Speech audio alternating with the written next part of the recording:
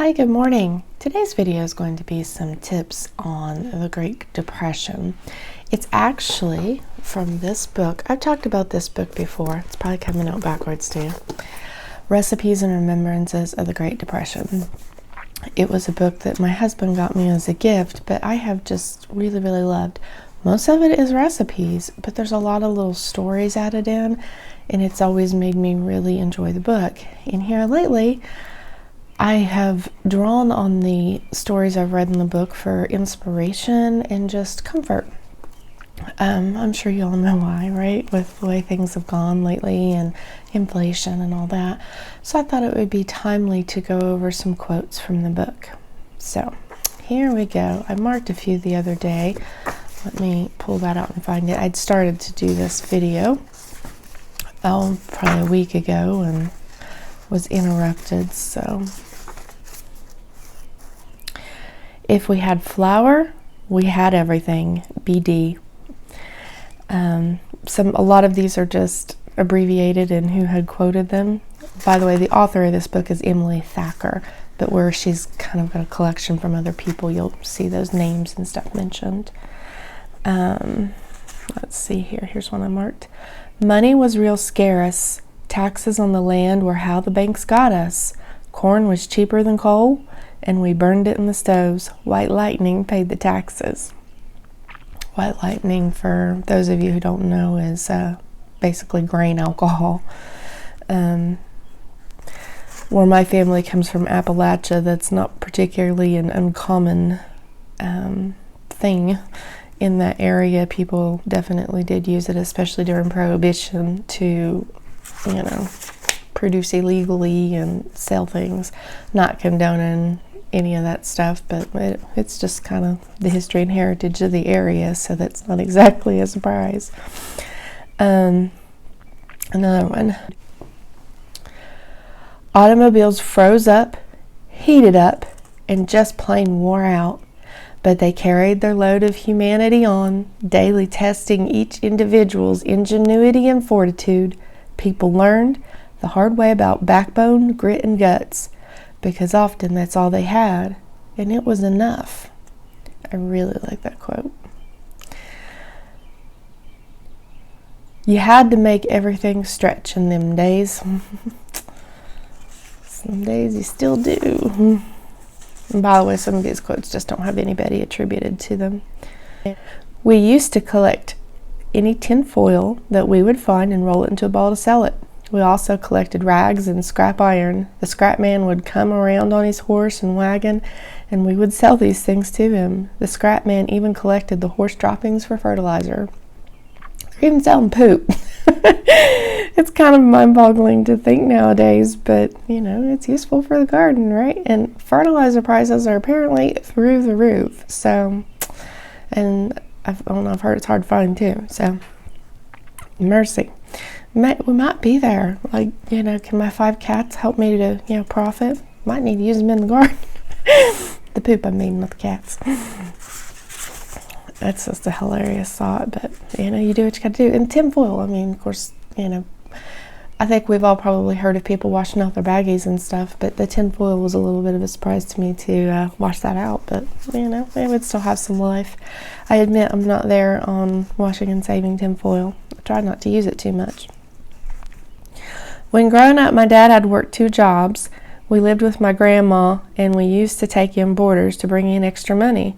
They would stay a week or 2, and sometimes longer, but they always got involved with our family activities, and I grew up thinking that these people were my uncles.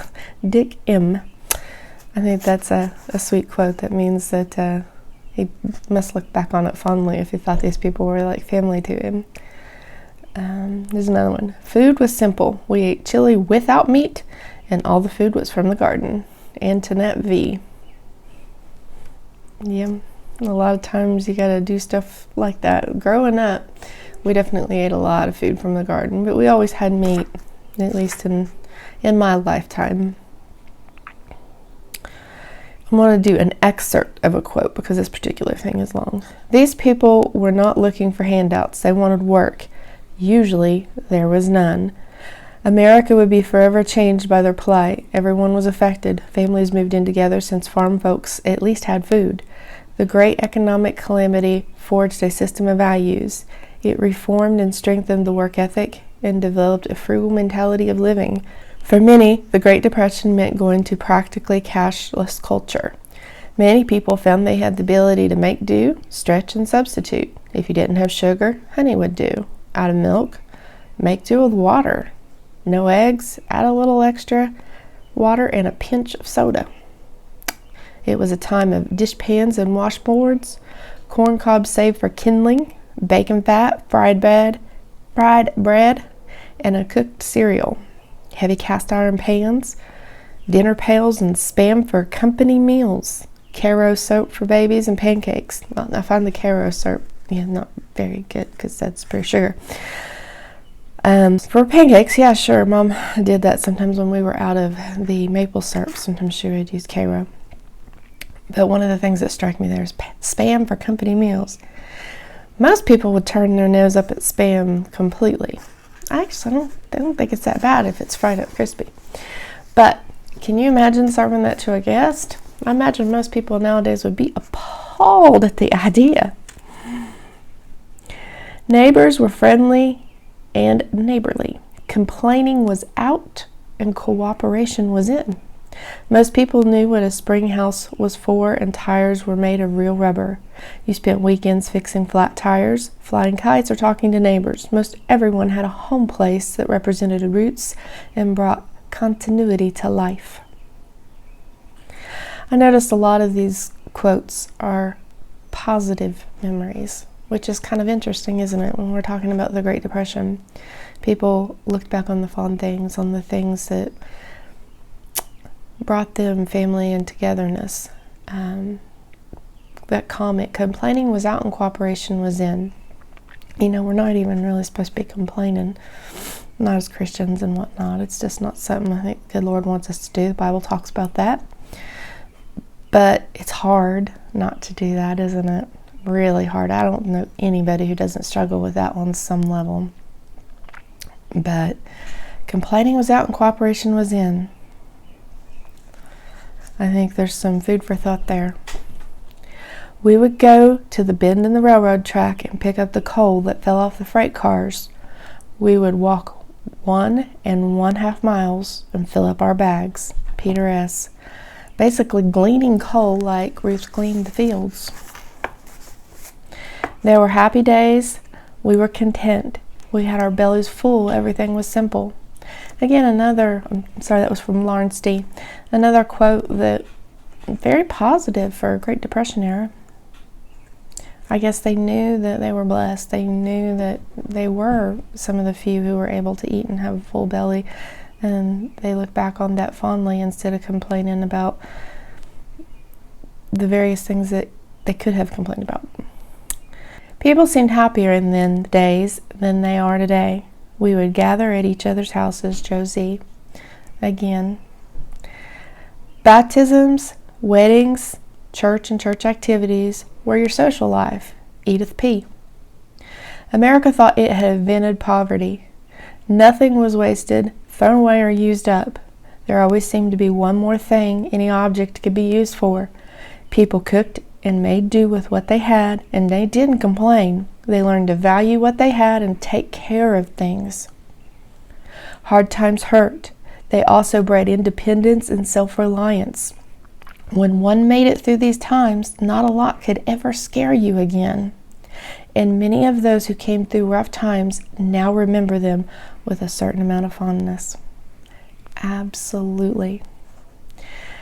So I'm not going to read a whole lot more. Maybe I might do a little video at some point with some more quotes, because there are a lot of really good ones in here, but I don't want to breach into copyright issues or anything.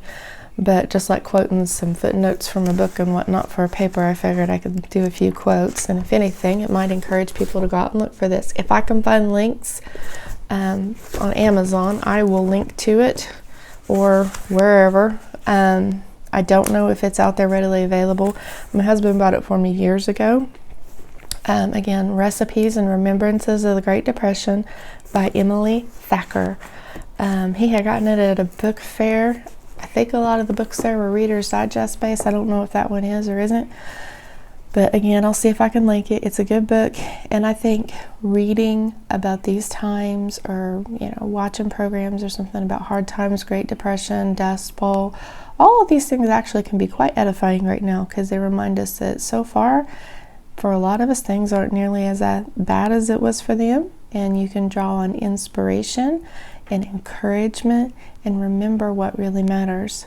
And for a lot of those things there, what really mattered wasn't, oh my goodness, we struggled to eat, or we had no food and it was terrible, it was horrible. I don't hear that from these people. I remember, we worked hard. It was difficult. They don't make no bones about it. It was difficult. And they were hungry at times with some of them. But they look back on the hard times fondly because they got through it. They built character. They had that grit and perseverance and tenacity to get through it. And that means something to people. It just builds a character that nothing else other than hard times can. So when things feel overwhelming and oppressive right now, remember that. I know that there's a lot of controversy out there on whether or not we're even having unprecedented inflation. I think there's no doubt we are. But I do think there's things that we can do to rein that in. I know for me, I have had to adapt and change some of the things that I do. Thank the Lord, I have the skills and ability to do things like cooking from scratch and buy less processed items and so forth. And on that note, I am going to try to do a video series. I have a bunch of tips and stuff here. In the past, when I have done this type of video, it's not done super well, but I really don't care. I think it needs to be done, and I think we all need to share tips with each other. I am certainly not the main holder of all of these things, and I would love to hear your guys' tips too.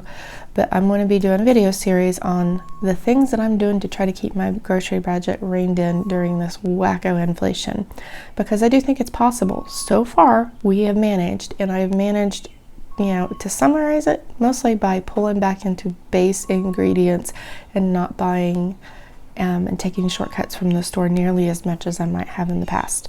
So make more of your stuff homemade, and be very, very careful about disposables and things that just are not necessary. But we will talk about some of these things in a future video. I hope today's quotes from Recipes and Remembrances of the Great Depression, I hope that is something that you found encouraging. I know I do. I enjoy these things. So have a very blessed day.